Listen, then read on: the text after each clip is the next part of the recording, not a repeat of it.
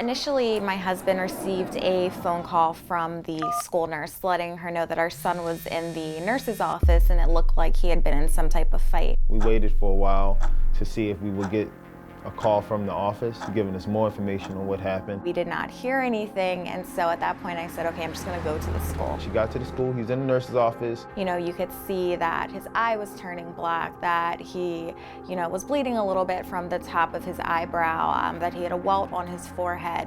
And so, you know, I'm sitting there and I'm basically asking him, you know, what happened, you know, what's going on? We were told that, you know, obviously it seemed like he was in some sort of scuffle. She took him to the hospital, got him checked out. Came home. My husband and I were sitting on our sofa and a neighbor contacted us and said, you know, you really need to see these videos. Gym class gone wild. A 12-year-old attacked, punched over and over,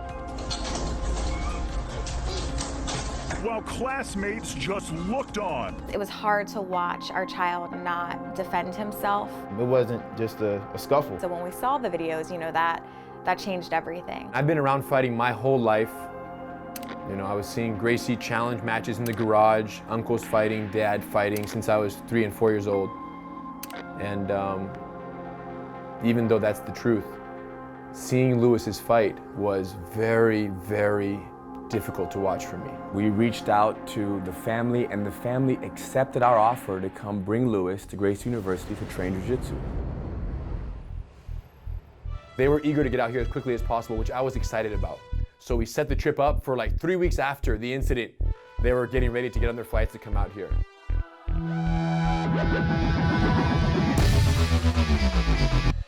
When we arrived to the university, I was unsure of what jiu-jitsu was. We get our gis, and pretty much we went straight to the mat. And you know, we tell him to keep an open mind, you know, to take in as much as you can.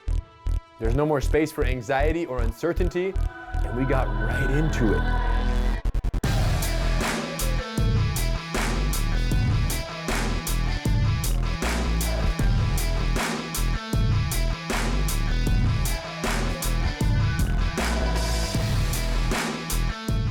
We're going through the techniques in that first day. Everything's going good, and Lewis isn't talking much. It's very much like, here's the technique, did it. Here's the technique, did it. Here's the technique, did it. He's learning and learning. Before you know it, the first class is over. We're out in the lobby, and he comes up to me, and he said, I want to do this all day. It's very fun. I love it. I almost like it more than soccer, and I love soccer.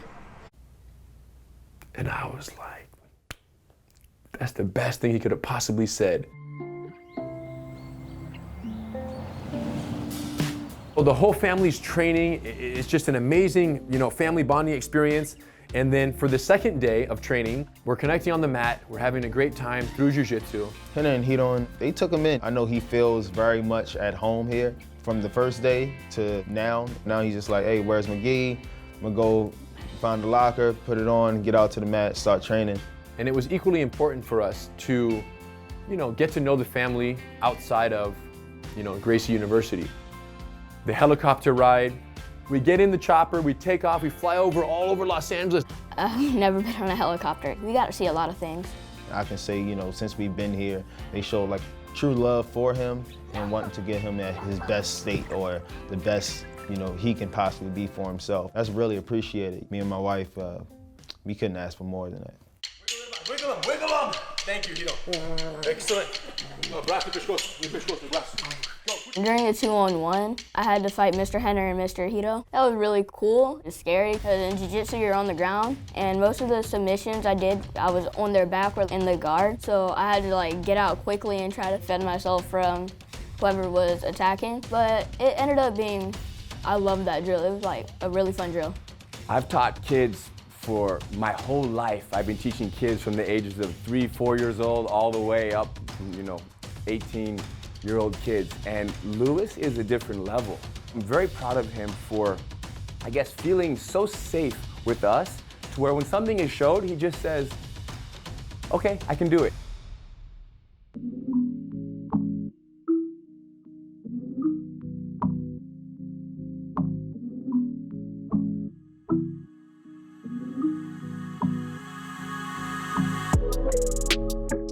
When I went to the Gracie's house, we had a lot of fun.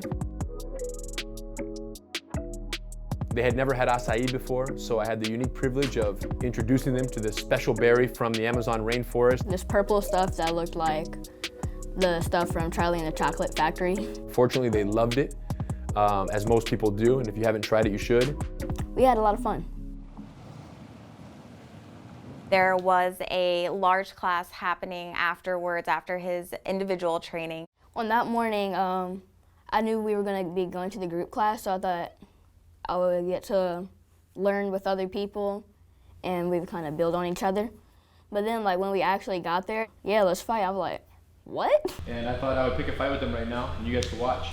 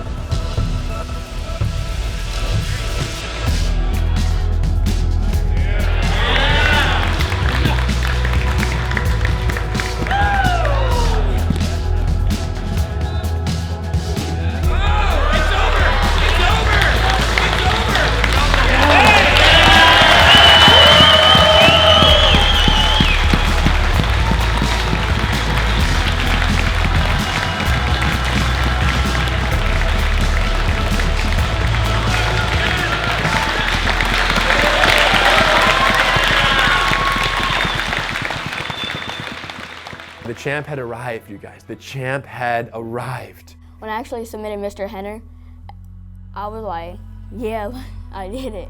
And then everybody went wild. Like, it was really fun.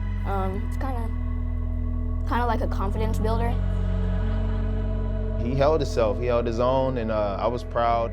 We are so unbelievably grateful for the Gracie family. Gracie University allowed this to be part of his Bounceback, which has been a great experience. I've had the privilege of teaching thousands of kids since I was a teenager. And let me tell you this, with the little time that we've spent with Lewis, I can say one thing, he's gonna be all right.